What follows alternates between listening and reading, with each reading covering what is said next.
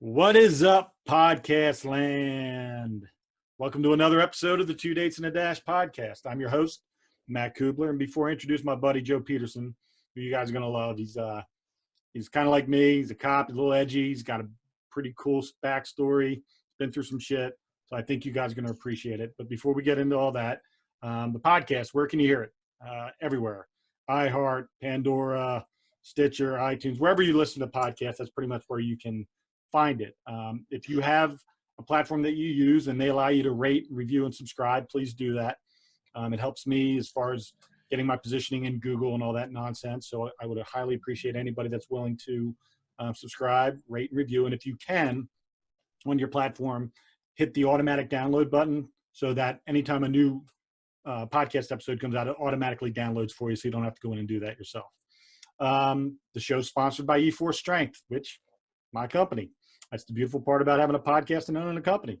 I can do whatever the hell I want. So I'm sponsoring my podcast. E4strength.com is our website. We are the leading manufacturer of eccentric strength training technology, meaning that if you want to lower a heavy weight, everybody that's done a negative before in their life lifting weights, the hardest part about doing a negative is putting the weight back up.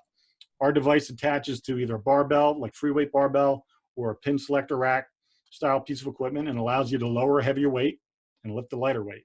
So you can get the negative on every single repetition. It's kind of like chains and bands. If you've ever done that in the gym, putting chains on the outside of a barbell, similar, except that it's consistent throughout the entire motion, where chains and bands, the tension on the band and the length of the chain changes the variable either in the up or down motion. So consistency in force load on a muscle is really important to muscle development. So anybody wants more information on that, e4strength.com.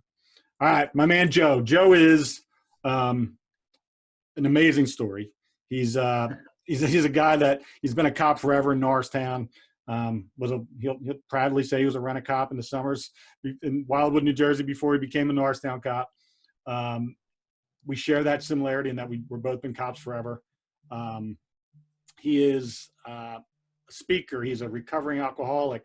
He is a triathlete. He is done half Ironman. The dude is living life like a motherfucker these days. So I love that. I love the fact that he's just embracing it and dominating life. So without further ado, my man Joe Peterson. How are you, brother? All right, buddy. Thanks for having me. My pleasure, man. It's always fun when I can do a show with somebody that I know. And you know, I do a lot of shows with people that are from all over the world and sports, and I don't get a lot of opportunity to interview and talk and just shoot the shit with a fellow cop that works 5 miles from my department. So welcome to the Two Dates and a Dash podcast. Thanks for having me. I'm quite humbled. I've seen a lot of your guests filtered through some of it, and I'm very humble to and very happy to be here and be part of it. So, well, my goal is to help really share all that you're doing, all that you've been through, so that there's a lot of people that will find a lot of similarities in your story. And ultimately the show is about highlighting people that share their story and that are, you know, whether they've suffered a trauma or been through hardships, but the goal is to show people that are now living the life that they were always intended to live. So that's the value of having a platform like this, is to be able to share those types of stories, and yours is just as important and valuable as anyone else's. Well, I appreciate that. I guess it's crazy because, if you were to ask me, well, I guess March 1st will be 11 years for me sober. And, if you were to ask me 11 years ago, would I be doing this? And I'd tell you, man, you're out of your mind. You know what I mean? And I'm going to try and keep my language to a minimum. I know you work as a school resource officer. I want to drop the F-bomb at will. I want to keep it clean as possible. But yeah, I mean, it was like, I came up as a kid in Wildwood Crest, New Jersey.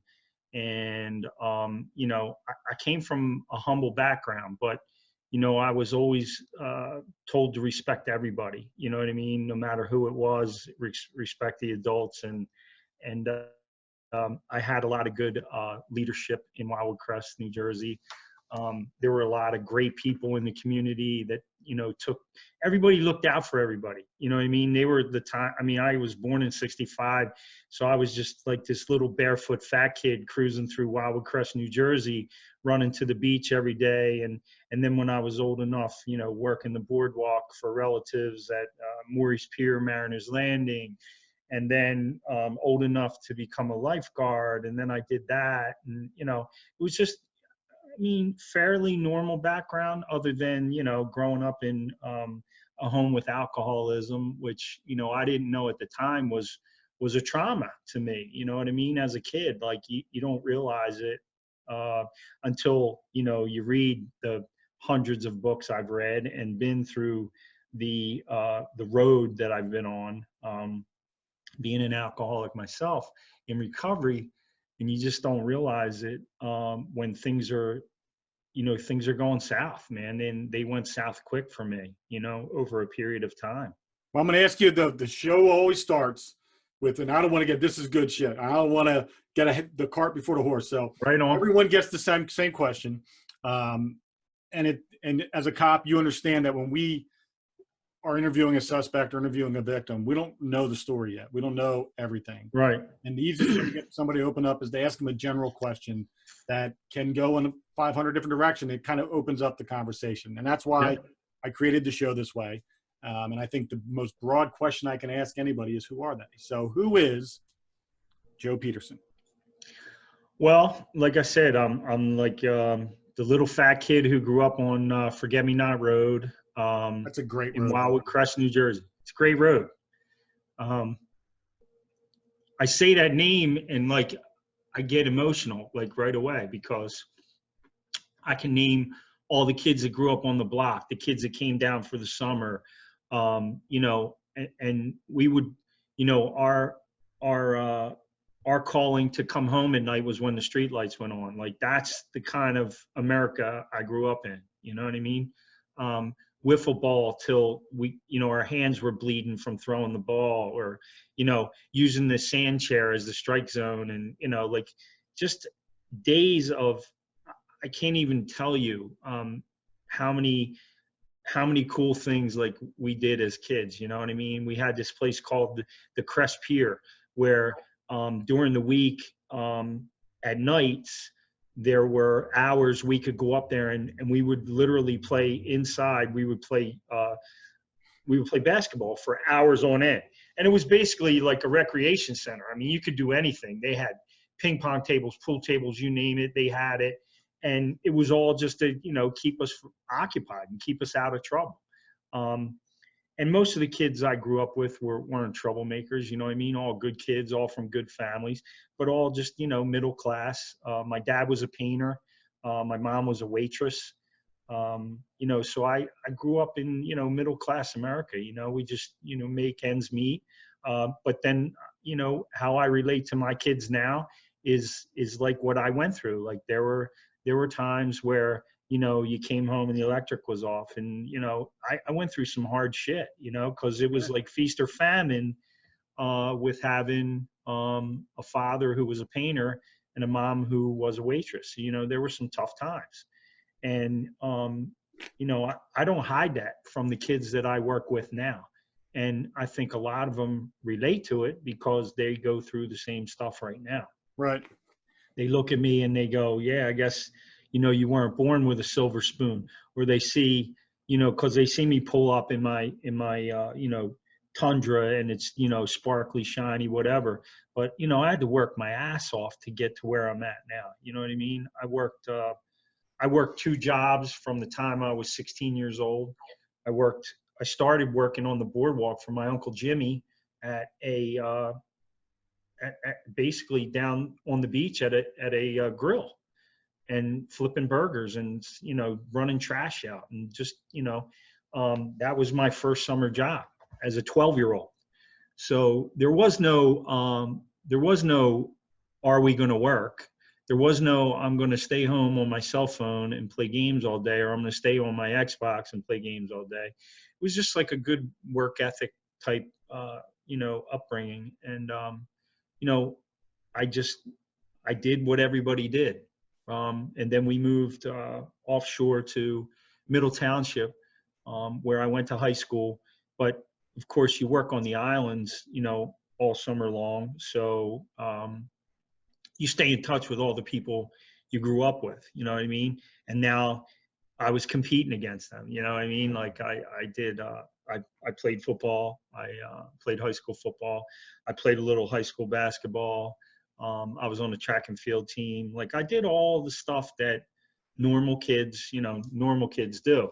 But I always had that, and this is part of like the whole alcohol background. I always had that feeling that somehow, even though I was like the funny guy and everything like that, it was like somehow I just didn't fit in. Like I wasn't comfortable in my own skin, as we say. And so that, began to show more in high school, where I was like the party guy on the weekends.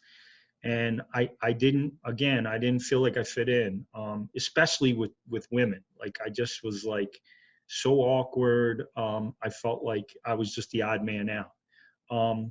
But then when I was in, I guess, my sophomore year, the alcohol thing started to take off on the weekends. And I was like, wow, like I fit in now. Like this magic elixir. When I've got I'm so cool. I'm so cool. And this magic elixir that went down my throat, known as alcohol, was like the fix-all for me. And it just continued on through college, through multiple colleges, just, kind of lost. I knew what I wanted to do, but I was just flitting through life with no plan, with no, you know what I mean? I knew eventually I wanted to be a cop. I actually had aspirations to go to the federal government as a DEA agent or Secret Service. And, those goals kind of went to the side. And, then, like I said, I transferred a bunch of times, University of Central Florida, University of Pittsburgh. I walked on there and I blew that because I was partying. You know what I mean? I made the team. I was like, who knows if I would have had a shot. But I mean, I was this kid from Wildwood Crest who walked on at Pitt and made it. You know what I mean? And I had a connection through a buddy of mine, Billy Osborne, who was one of their big friends with Billy. Well, Ozzy and I grew up together. So that's the 2 degrees of separation, right? That we know, especially these days now with social media. So Ozzy and I, still talk.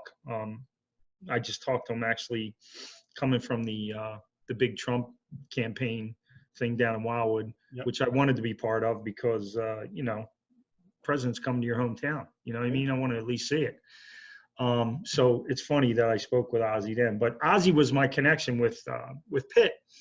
And so, there I was, some Wildwood boy walking on at Pitt, thought I was, big strapping badass. And again, the alcohol took its toll. I just partied my way through that. Again, let me ask you a question real quick. Do you know Joe Conlon? I don't. That name sounds familiar, but I don't know. I don't know. Transferred from, he lives out in Reading in Douglasville, but he played at Pitt. And okay. I think at the same time Ozzy was there. Same time Ozzy was out there? Yeah. He transferred in from West Point to Pitt, defensive lineman, I think. But that's just a side angle. But I want to ask you a real quick question. So you mentioned it and you kind of just sort of diverted off of it, that alcohol was present in your home as a kid. Yeah. And looking back on it, it was a trauma. No doubt. I have alcoholism throughout live. If your last name's Cubbler, you're an alcoholic. It's hereditary. It's something that's cultivated. It's almost like an accepted reality that you're just going to be. No doubt. It's always been handed down that way. And I'm always curious when someone has a problem with alcohol and seeing their assessment that, yes, there was a relationship between today and what happened when I was a kid. What was the situation like in your house with the alcohol? Was it your mom, your dad? Was it both? What was the situation? It was both. My dad was in recovery by September of 1972. He went out to what was called Chit Chat at the time. It's now the Karen Foundation. And he went out there, and thanks to a guy by the name of Joe Russo, who owned Russo's Gingham Club. And Joe took a collection up for my father when he heard he was going to go out and get sober. And he actually helped pay for it. And at the time, it was like $800 a week. It's 30 grand for 28 days now.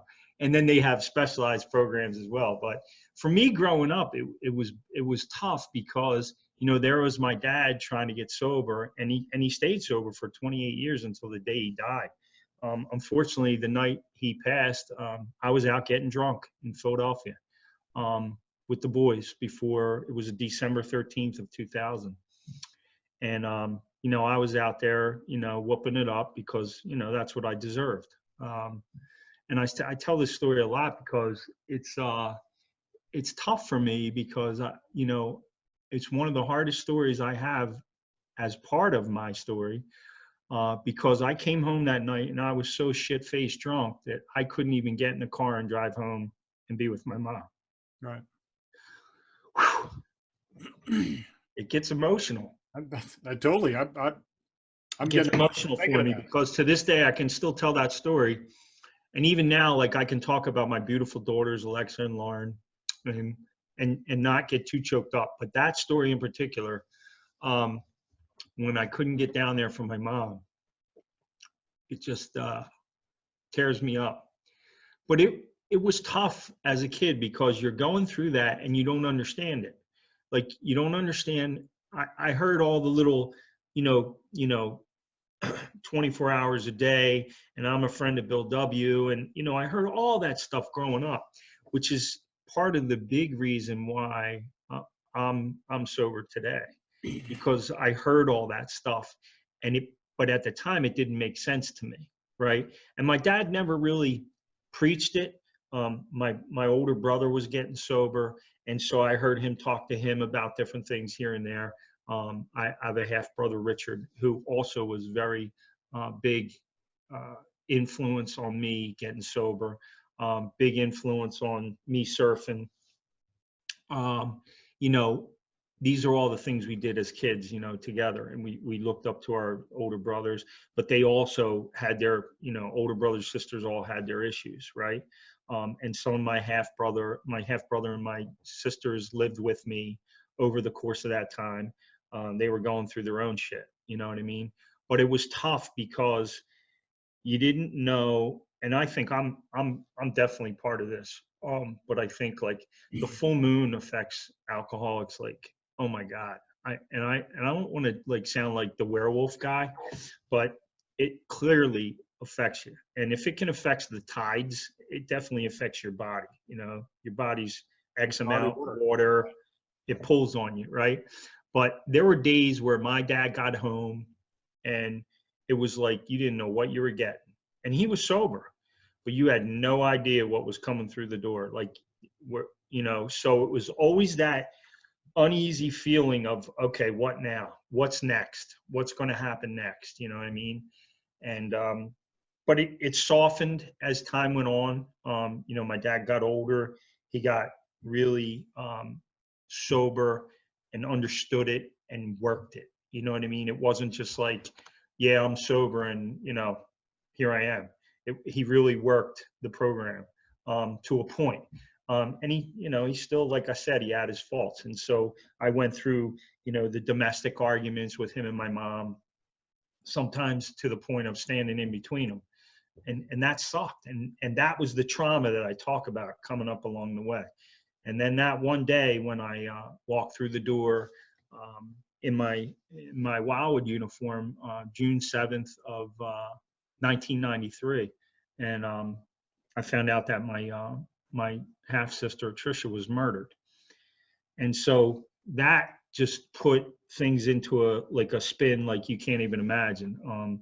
Watching my dad cry for the very first time in his life was just like, you know, first time in my life, I should say. So these are all the things along the way that were horrific. You know, these were those traumas that you talk about. And, you know, I could go on and on and on. I mean, but I these are the think things that you don't realize that are affecting you. I think what people will recognize, and it's no different than depression. It's no different than PTSD. The the the way you handle or don't handle trauma is it's telling, but it's also defining. So you were handling your trauma through basically repeating the cycle of the things that was causing the trauma by avoiding the trauma by doing what was causing you trauma. You know what I'm saying? Like there's this Exactly. circle You're jerk. exactly right. It was so cyclic that you didn't even realize it was, you know, it really was. It was so cyclic. It was like, and at the time, I was still really into the workout and, but it was like the binges, like, okay, well, tonight it's party night, so it's on. Like, and I didn't care, like the difference I should have known right from the beginning, because when I would go out and drink, I would get sick almost all the time. I would drink way beyond what the drink, they say the drink takes a drink. Well, that was my drinking when I went out. It was binge drinking. It wasn't like every day, but it was, when I went out, it was on, and don't get in my way. Like that's how it was for me. Did you ever find yourself drinking to the point of like, I remember, so I've always had a problem with alcohol. Well, I've had a relationship with alcohol. I will put it that way. I've always known my lot. Like I know the genetic predisposition. Right. And when you were saying you didn't fit in and you felt, you didn't feel right in your own skin, I was always different than everyone else. Yep. And I found marijuana in high school, and that was my drinking. I drank a couple times and I got caught and I got my ass kicked. So I'm like, all right, well, that's out. So I smoked. Right. I started smoking Newports when I was 9 or 10 years old.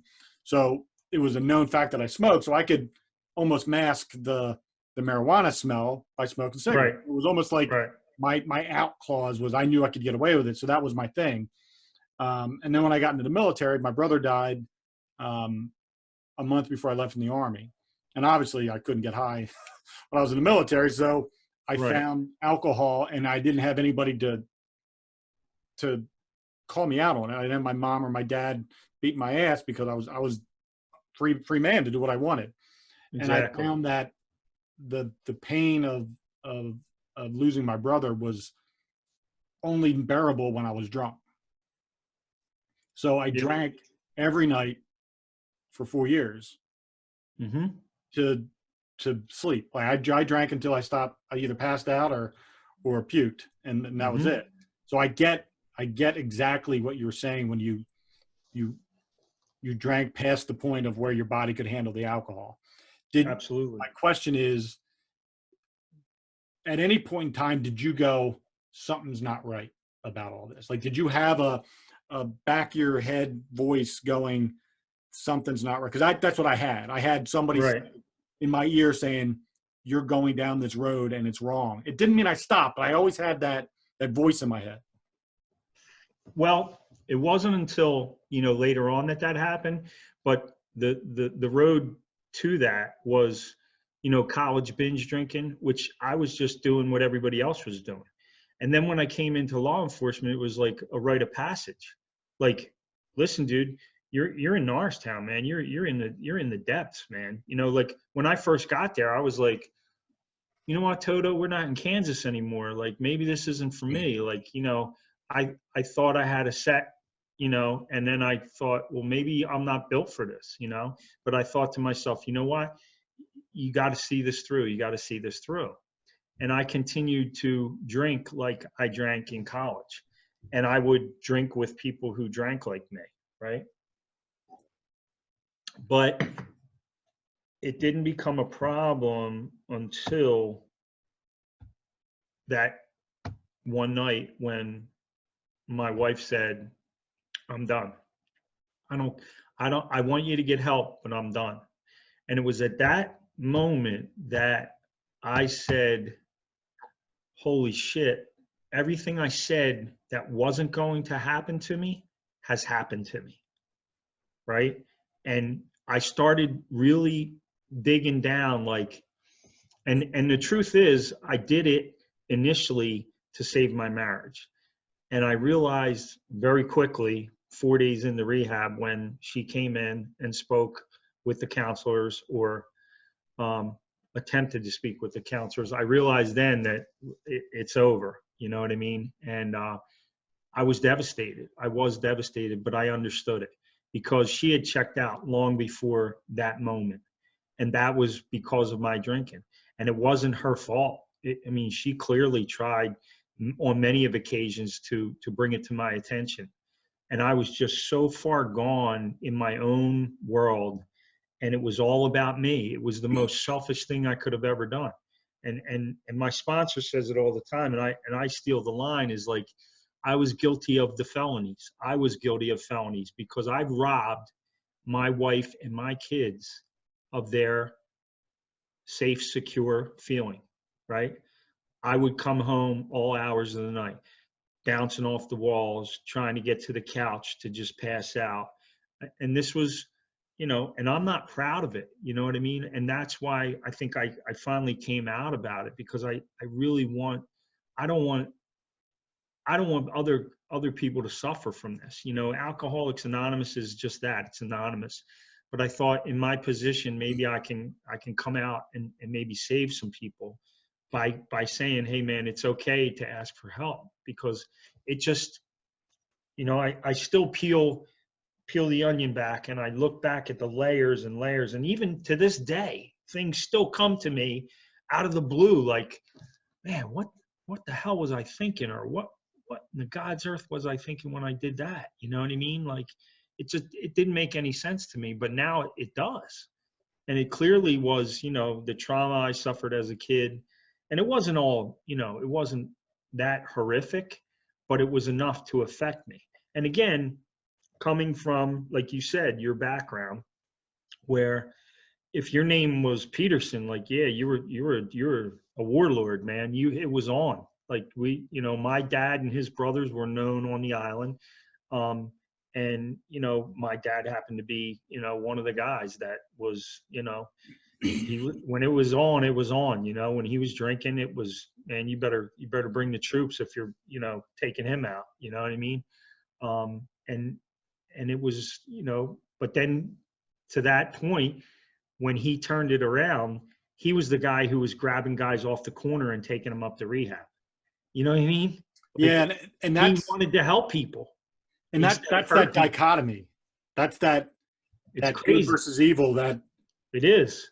And it was like he was a 180 from what he used to be. And he would literally grab guys off the corner. Come on, man, we're going. And he would call the place. That was back in the day when you didn't, like I said, it was like $800 for 28 days. And they figured the money out as they went along. I remember as a kid, I was 8 years old, and I was going up with my parents to Pennsylvania. And we used to go through Conshohocken and run up into, what is West Point, PA, right next to Lansdale and all that. And I remember the one trip, there was a guy sitting next to me. And to this day, I don't know who the hell he is or who he was. My mom can't remember, but my dad was taking him to rehab. But we were in the car, and he was dropping us off, and then he was going back up to Reading and to drop this guy off at Chit Chat. And I remember to this day, I can like look to my left and see this guy sitting next to me. And I never thought of it then, but that's like traumatizing to a kid, right? 8 years old, and I'm sitting next to this guy, and he's got a 6-pack in a brown bag, and he's banging them down. And then he's taking his pint out, and his hand is literally shaking this bad. And he's swigging this vodka down to chase it, all to get to rehab. And then fast forward to a few years ago, and there I was, the driver, with my buddy sitting next to me, banging down a bottle of vodka on our way to Chit Chat. Like, I get chills talking about it. I think that the value of what we're doing here today is that it allows you to put it out in the universe on a broader spectrum. For sure. But then also, I don't know the depths of your story. So I can hear it for the first time, and you may have told the story 100 times to a bunch of people, but I can ask you questions off shit that I want to know. And one of the Mhm. things that I went through a 13-year period of depression, and it was ugly, and it was the worst 13 years of my life, but it was the greatest 13 years of my life looking back on it, because it created this version of me, right? It allowed me to Absolutely. become this. So, but I knew throughout the entire process, shit was fucked up. Like I wasn't immune to the fact that I wasn't a good husband or a good father or loving or empathetic or any of those things. I knew I was pissed off the entire time. I just didn't know how to get off the hamster wheel. And Yep. was there a point in time during the growth process of your alcoholism, culminating with your wife giving you the ultimatum, saying she's out, but she wants to get help? Was there a period of awareness that I'm fucking this all up and that shit's going off the rails, but I don't know how to I stop? think there was. I think there was, but I always had that belief, like, I can hold it together. Like I still have my house, I still have my cars, whatever. And I thought, I can still wing this. You know what I mean? And that was truly my life from the very beginning. Is let's just wing it and see what happens. There was no planning. There was no anything. It was just let's wing it and see what happens. And that's what I did up until that point. And it, like I said, it went south quick. You know what I mean? I thank God that, my daughters forgave me, and they're loving me and talking to me every chance we get, but it was bad. I mean, there was a time where I said to myself in my head, like towards the end, like, yeah, this isn't working out. You know what I mean? But I thought, I'll get through it. I'll get through it. It's just another bump in the road. And I was so much further along than I guess where my parents were at that time. You know what I mean? Because they were like, like I said, it was a weekly struggle, like money coming in, not money coming in, like what's happening, because it was feast or famine down there. And so for me, I was just, okay, I can pull this off. You know what I mean? And there were huge bouts of depression and alcohol binging, and but I thought, I can get through this. Like I'll do it. I'll prove them wrong. I'm not one of them. And then, sure enough, March 1st, 2009, sitting in my truck, as I said in my OC87 recovery diary video. I was ready to just check out, man. I was just like, I had enough of the pain. I felt like my family was leaving me forever. I would never see them again. Meaning, my daughters. And I never felt so much pain in all my life. It all just hit me at once. And I thought, you know what? Maybe it's just time for me to exit and just stop causing everybody so much heartache. You know what I mean? But but as I said in the video, I said, I just saw, I always keep pictures of my daughters in the car, in my truck. And I just looked up and, looked at their pictures, and I'm like, you know what, this just can't end this way. I can't do this. I can't leave this as a legacy. And so that night I went into rehab, and I just never looked back. I mean, I do look back now, but that's just to remember what it was like on occasion. But I don't live there. You know what I mean? Like they say, the windshield's bigger than the rear view mirror for a reason. You're not going backwards, you're going forward. And that's kind of where I'm at with it. You know what I mean? And to, even now, like there's days that are rough. You know what I mean? There are some really rough days, but it's nothing I can't get through. You know what I mean? With talking to somebody, like I'm talking to you, like I feel like I'm at a meeting right now, like talking to you. I'll probably go to one tonight and, listen in and see what everybody's got to say. But I know now that there's a solution. And back then, I didn't see a solution. I thought, this is it. Like I don't want to live through this pain. And I felt so ashamed of the fact that I allowed it to happen. You know what I mean? But from day one, like you said, with family, I mean, we partied, man. That's the way it was. And I thought I was doing it like everybody else was doing it. But little did I realize that I had those genes, that I had that, black cloud, whatever you want to call it, looming over top of me and just waiting to pounce on me, and it did. It pounced like a ferocious lion. And, I realized that it was time to get help, and I did. And I went into rehab, and 2 weeks before I got out, like maybe 10 days before I got out, I met this guy, Marty, who was still my sponsor. And he's been like a second father to me, walking me through what I didn't go through as a sober adult. You know what I mean? Like relearning how to live again. And again, doing stuff that I never did before. You know what I mean? That fear of being the fat guy. Well, I blew up to 365 pounds in sobriety. And I'm like, okay, you're still eating the fear. Like what's going on here? You know what I mean? So I reached out to my doc, and I said, where can we go with this? And he said, well, I got this guy, Dr. Ng, down at Bryn Mawr Bariatric. He says he's the best in the business. All right, cool. Went and saw him 2015, and from 365 to 225.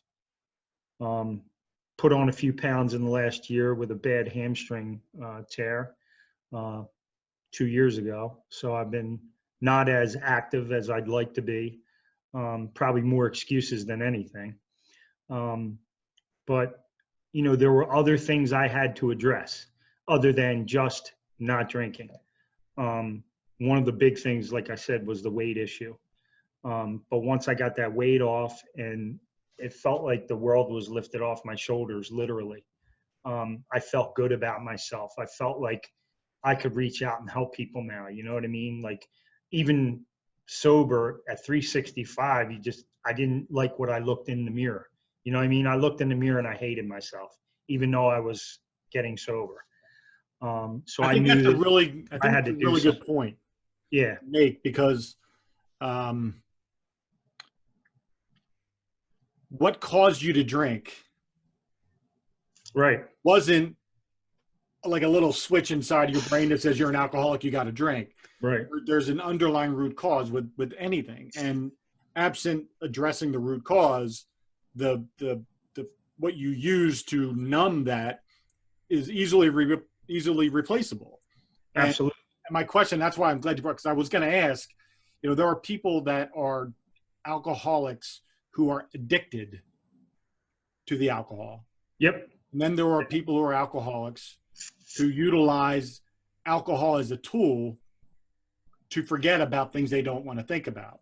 And that's the muter of, and that could be food, it could be sex, it could be porn, it could be whatever. Yep. And I was going to ask you, was it an addiction, or was it a muter, the thing that's quieted the noise? Well, I think initially, like, I was addicted to food. Like, I was always a kid. Like I said, I was a fat kid. Like, I ate like there was no tomorrow, and it made things better.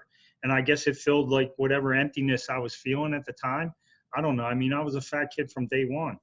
And then I discovered alcohol, and that kind of took over. Like, okay, now I can be cool and, feel like I'm desirable or whatever. I don't know. I still haven't really gotten to the bottom of that, but I know that they're my two, yeah, they're like, food and booze were the go-to. And now coffee. But I guess the food thing, yeah, was from when I was a little guy. And then, like I said, I got into high school, and then booze became the fixer, you know what I mean? But that was really the fixer, because that like took all the inhibitions away. Like, I could get my rap on. I wouldn't make any sense, but I'd talk to a girl, you know what I mean? But I was just babbling because I was just this drunken idiot. And really, I didn't care about anything else but getting the load on. And, all my, like my buddies, I would hang out with them, and they'd be talking to chicks and, going out on dates and stuff like that. I'd be going home with the Daily News and a cheesesteak and being happy as a, Right. pig in shit. And it wasn't right. It was like, wait a minute, like that's, you know, like Ozzy kids me about that all the time. Like we still talk about that. He's like, yeah, Joey Pete went home with a cheesesteak and the Daily News, you know, but that's the reality of it all. You know what I mean? Like I just was out to get that load on and forget about whatever was at me, was irking me or numbing whatever I was. And I didn't want to feel it. I just didn't want to feel it. And I think now I have really genuine like feelings now. You know what I mean? I think, and I'm doing a lot of comparison to me and you because you're making me think about things that, you know, I have a habitual component to my personality where I get into a groove of things and it just becomes my habit, whether it was smoking cigarettes, whether it was chewing Copenhagen, whether it's drinking, whether it's whatever. I get very habitual in my obsessive compulsiveness in my head, where habitual becomes safe, and it becomes predictable, and it becomes the thing that I can control. And I think a lot of times, and I don't know necessarily if this was your case, that for me, I need to have a lot of control. Mm-hmm. And I need to feel that my effort and my attention and my focus produces a result. And I'm not getting that in my personal life. The other things sort of seem to creep up. And I just did a month of no booze just to make sure that I didn't have an addiction, because I'm not gonna lie, I've had a couple glasses of vodka or scotch every night for the last 7 years, probably. Right. Just to relax my mind so I can go to sleep. And Mm-hmm. then I'm like, all right, maybe I can't sleep without that. Maybe if I got off booze, I wouldn't be able to fall asleep. And that would cause me to have panic that I now have an addiction that I now am not in control of at all. Right. And those are the things that I'm sure, similarly to you, go through my mind when I'm running through my daily things that I'm responsible for. And I see that one little blip at the end and I'm going, how is that so important? Mm-hmm. Why is it so important to get to 9 p.m. so I can have a couple glasses so I can go to bed at 10 and start the process all over again? Right. And rewiring that habitual nature is the only way that I have control, is to always throw a reboot into it so that I can figure out where my realities and the make-believe parts of my brain live. And that's, did you have, because when I'm hearing that, if food was always your go-to to make yourself feel better, Mm-hmm. it was probably the one area of your life you could make a choice. And there was a lot of upheaval, you know, even early on when I was 3, 4, 5 years old. My dad was still drinking. My mom was picking us up and throwing us in the car, and she's racing around town to find him, to get some money off of him, to try and put some groceries in the, you know, like that upheaval. You don't realize that that's part of your childhood. You know what I mean? So so when it was time to eat, it was like that solid. You know what I mean? But one of my buddies described it. Andy said one day to me, he said, it's like when you have an addictive brain, he said, it's like the old game whack-a-mole, where you bash one down and one pops up, and you bash it down and another one pops up. And that's sort of like how it is. Mm-hmm. You know what I mean? Like, you know, I've been told, well, are you doing that with triathlon? Are you doing that with, I'm like, listen, if I die exercising, then so be it, because at least it was a positive outlet. I wasn't hurting anybody. You know what I mean? If I'm drinking a fifth of Jack Daniels, which I was noted for, you know, God knows, like, it's just like a roll the dice. What's going to happen? Who the hell knows? Oh, well, I was up on a ladder at Christmas with a half a bottle of Jack in my tool belt. Like, who the hell puts up, you know, Christmas lights with a half a bottle of Jack in their tool belt? I did. Like, it was insanity, you know? And it is. It's like when you have an addictive brain, for me, and I'm just speaking for me, it does. It creeps up. Like, I find myself even now, like, I'm able to eat more foods because I'm 5 years out from the weight surgery. So I get nervous because I'm like, wow, you just ate that. And, you know, I remember 3 years ago, you couldn't even stomach that. You know what I mean? but it's hard for me to get through it, but I understand it now. You know what I mean? I think that's half the battle.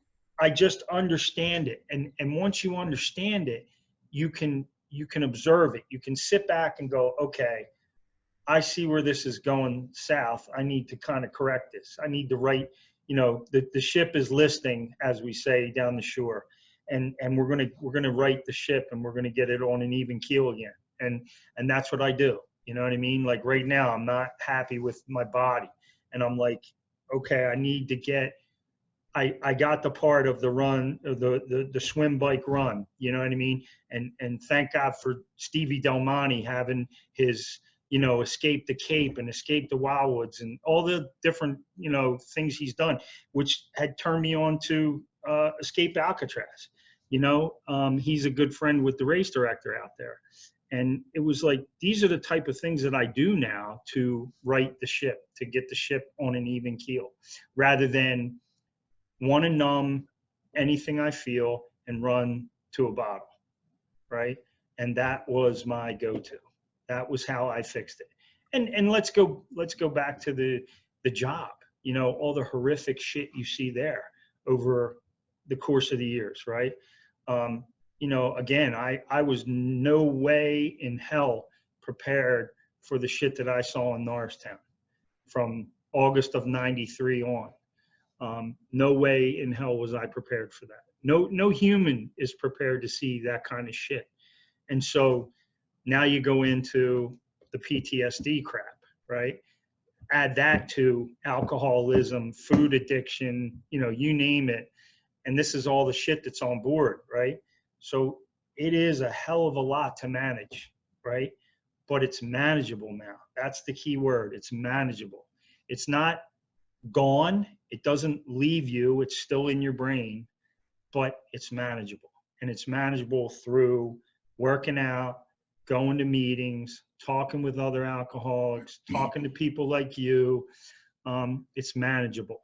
And I know that there's no solution in the booze. It's just not the solution. And if it, what some of the experts say is not really how much you drink, it's what happens when you drink. And if bad shit's happening, you probably shouldn't be drinking, right? For me, I started off like you, where, oh yeah, I'll have a few pops and I'm going to go to bed. And it worked out. And then it took a few more pops, and then it took a few more pops, and then it took a half a bottle, and then it took a fifth. And then it was like, well, now I'm waking up in the middle of the night. I can't sleep. I'm tossing and turning. I'm 365 pounds. And I look at myself and I'm like, no wonder your wife wants to fucking leave you. Who the hell would want to be married to you? Right. You know what I mean? Who wants to be married to a 365-pound sweating slob? Like no one could possibly want that. And I just knew that, I had to do something. It was either that or check out. And that's really my story. Like with that is, if it's causing you grief, you probably shouldn't be doing it. I have a theory that I tell every one of the kids I mentor, and I'll talk about the rush, the euphoria I feel from helping people is the thing that fuels me. Yep. And I tell people all the time that helping someone is the greatest drug that you could ever take, and no one's ever going to criticize you for taking it. And hell no, you're absolutely right. And when you find that out, which I didn't know. I mean, I was always, we're servants. That's what we do. We help people, whether it's through our heart or through our profession. We're helpers. That's just, we unfuck shit. That's our job. And true story. When you get to the point where you now understand the value internally in your own life, not the value that someone's getting from the help, but the value internally on what that can do for your heart, your breathing, your sleep, your fitness level. Like just having a euphoric feeling consistently placed into your body changes your daily mannerisms and how you live your life. No doubt. And I would have to venture to bet, knowing your story post alcohol, that the direction you've gone in, even over the last 2-3 years, has been a trajectory towards more of helping people and being an impactful person in their life through sharing your story. And that I don't even have to ask. I know that how that makes you feel inside. Absolutely. Just like you said, it's like a euphoria. It's like, but there's also that double-edged sword, because then you're the person you really want to help that doesn't want to help. You know what I mean? I'm dealing with that right now with a person, and it's like you can't explain it to them. Like we talk about that, and my sponsor Marty will say, well, not all of us have to go to the ground floor before we get off the elevator, right? Some of us get off the elevator like I did before it was too late, but there are some people who just have to hit their chin on the curb. And that's unfortunate, because that might mean the last time they hit their chin. You might be putting them in a box and planting them. Mm-hmm. And it's just by the grace of God that I'm even here, because there were many times where, and I'm not proud of it, and I talk about it because I don't want people to do it. But at the same time, I say, look, I was the guy who got behind the wheel and drove. But I wasn't a big, it's crazy, because I wasn't a big proponent of DUIs. Like, there was a lot of guys who was banging DUIs out there and pulling people off the road. Unfortunately, I was the guy who would just take your keys and say, yo, come back when you could do that, right? Come see me at the station or whatever, and it was anybody. It was white, black, Hispanic. It didn't matter. Come see me at the station, man. And we'll take care of this, right? You didn't hurt anybody. You didn't wreck a car. You didn't, of course, if there was accidents and stuff like that, people injured, that's a whole different ballgame. Right. Then it's game on. But, it's hard to explain that to people. And you try to let them know, but that, the key is, like you said, is you want to help people. And I think I always wanted to help people, but I was so self-centered in my own addiction that I would just kind of like go through the steps. Like, yeah, I'm helping you, whatever. You know what I mean? But you genuinely feel it now. You know what I mean? I'm almost like, I feel like I'm an empath. Like, I wear my heart on my sleeve. I see somebody suffering. I see a homeless person. I want, there's times where I want to burst into tears. Like, I'm thinking, am I okay? Is this a depression? What is this? Like, should I be feeling this? But it is, because I realize now that I'm just a human being. I'm not some Superman with an S on my chest, and I can't feel this and I can't feel that. I feel it all. I've felt it all. I've just been pressing it down over the years until it finally had nowhere else to go but come out. And it came out with, all this crazy alcohol use and, just trying to bury all this shit in my head. And it didn't work. It didn't work. I think the thing that and it happened to me, and I can tell just by what you just said, it happened to you. When I went from not feeling anything other than anger and pain and sorrow for 13 years, where I physically couldn't love, I couldn't exhibit love. And I tell the story all the time that it sucks to be able to say that you married the most beautiful woman you've ever known in your life, who's been devoted to you, and you couldn't give her what she deserved. And then you had a child, and I looked at my daughter, and I could say, I knew my job. Mm-hmm. My job was to be a dad. My job was to be a protector, provider, all those things. I knocked that shit out of the park, but I couldn't connect on an emotional level with my daughter. And it sucks that that's the way I lived during that period. But now that I'm out of that, and I've, since 2002, there's been this upward awareness that has grown inside of me that allows me to, I feel everything. I see everything. I experience everything. And it's at I'm like a crazy level that I'm aware of my emotional state. And it's because it was muted for so long. Yep.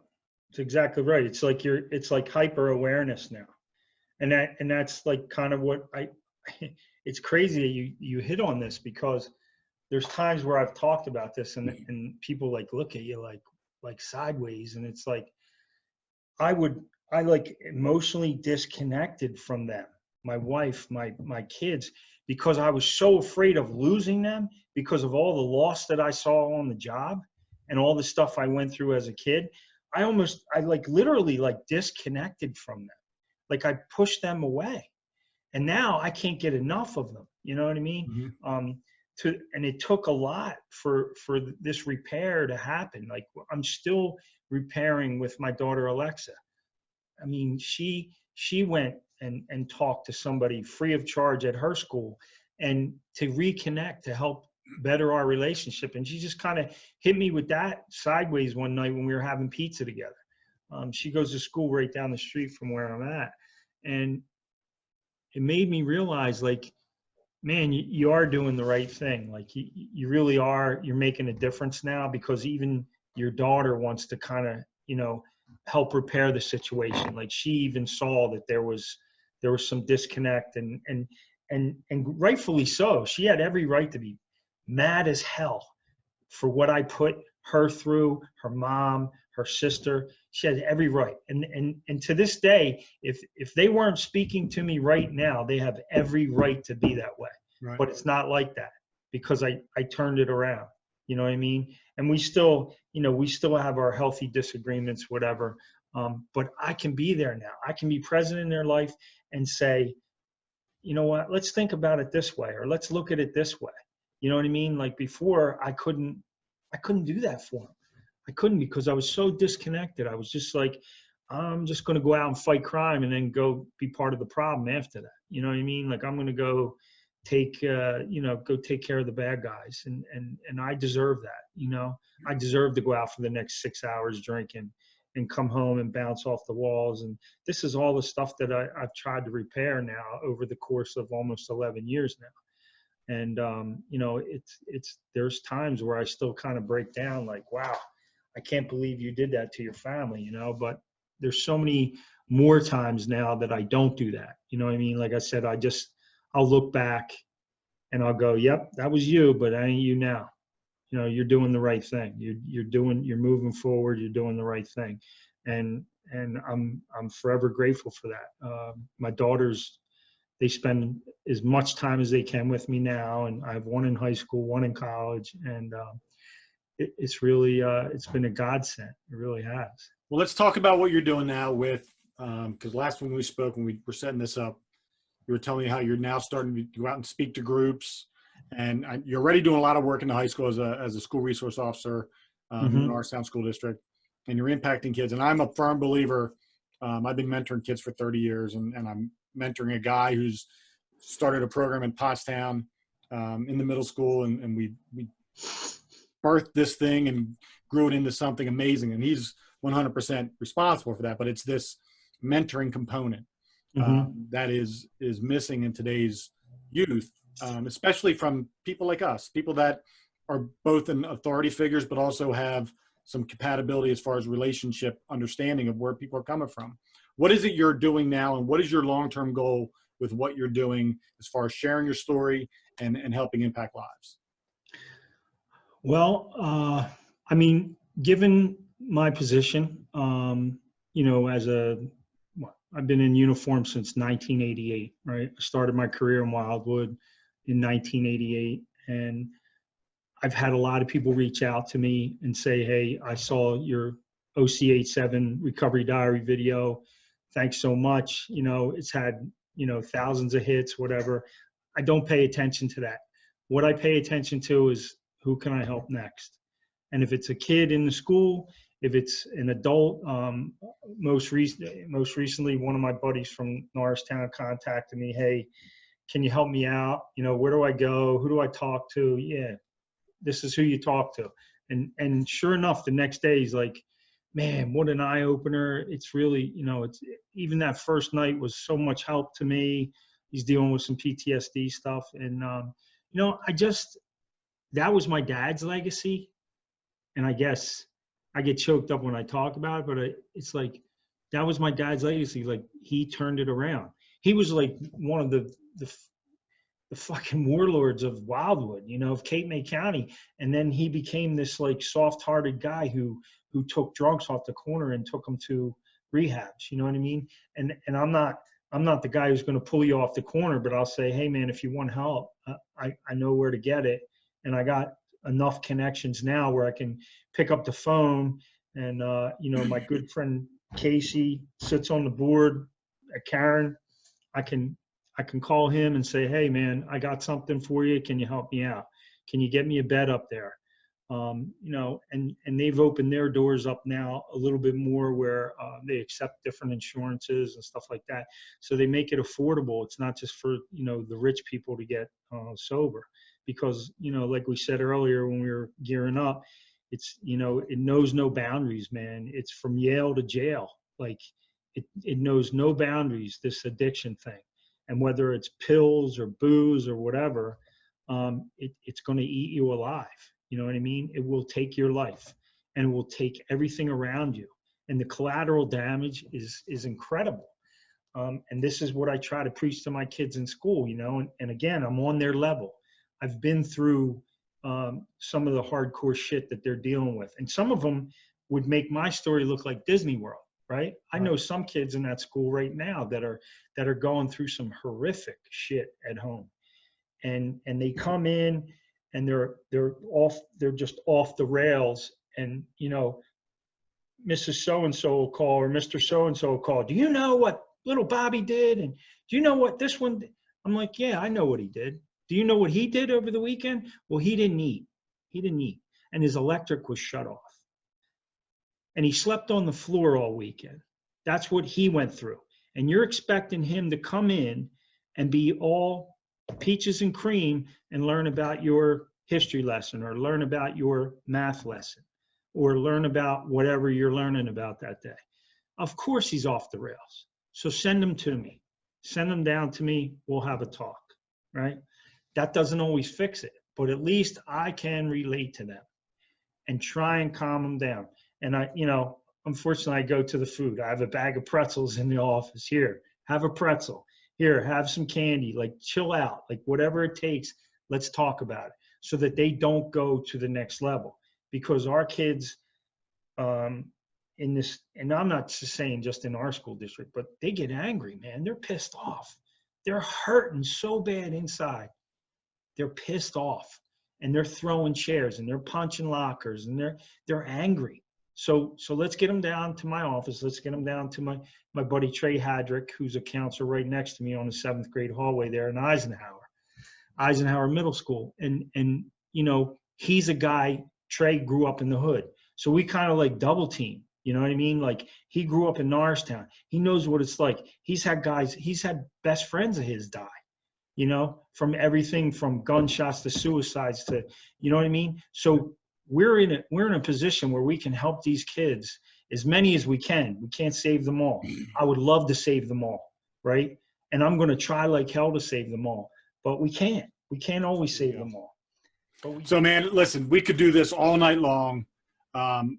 We could talk about the job. We could talk about how screwed up it is where, Philly's hiring guys from Whitpain to go work in the 35th and wanting them to be successful. That's a whole different ball game. And I would love to have that conversation with somebody who gets it.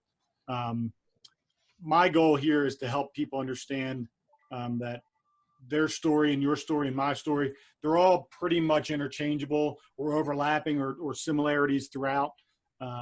How you nearly lost it all and nearly took your own life and realized that alcohol and addictive personality issues were consuming how you lived your life, is important to know that if you can recognize it, if you can see the problems, if you can, or have someone like your ex-wife who says, listen, I want you to get help, but I'm out, something that's enough of a catalyst to get you to make a choice to get help. And I think that's where, as adults, sometimes people are afraid, well, he's lived his life, that's on him, or whatever the case. There's not that one person.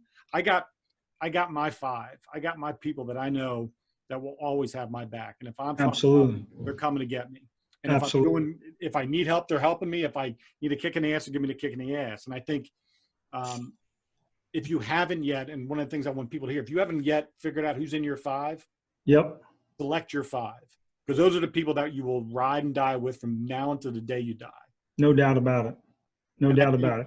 One of the guys who I can't leave without mentioning, and he was the guy, and we've been friends since the time we were 6 years old, is Greg Cardacy. He's my absolutely one of my best friends, if not he's like a brother to me. I mean, we've known each other since we were 6 years old, and he was the guy who was with me through thick and thin, accepted the fact that I said, hey man, I'm an alcoholic, I need help. I mean, hell, he brought me cigars when I was in rehab, you know, like, come on. The guy went over the top to help me over the years. And that's just one incident. I can't tell you how many more, but he's one of my 5 for sure. Marty being a second one. But you got to have those people you can rely on, and you got to, what does Goggins call it? David Goggins calls it, he's the Navy SEAL, right? Mm-hmm. He's one of my all-time heroes, right? I read his story. It's a lot of abuse when he was younger, etc. And he has this little Post-its up on his mirrors, which I do now in my own bathroom. And it's called the accountability mirror. And what are you accountable for? You know, and they change on occasion. But I try to live by that mantra, like, you know, what are you accountable for now? Because before I wasn't accountable for anything. It was my world. You were in it. Fuck you. I'm doing what I want. Right. And if that means drinking my face off that night, I did it. If that meant going out all night, doing this, doing that, whatever, if it meant not calling you or, you know, wondering where the hell I was, if I was alive, dead, whatever, it didn't matter, because again, it was my world and you were in it. So I try to do the exact opposite now. I try to stay in touch. There are times where I have to absolutely shut it down, and it's not avoidance. It's not, what do they say, isolation. It's filling my tank. I have to self-care. Fill my tank, because if my tank isn't filled, I can't give it away.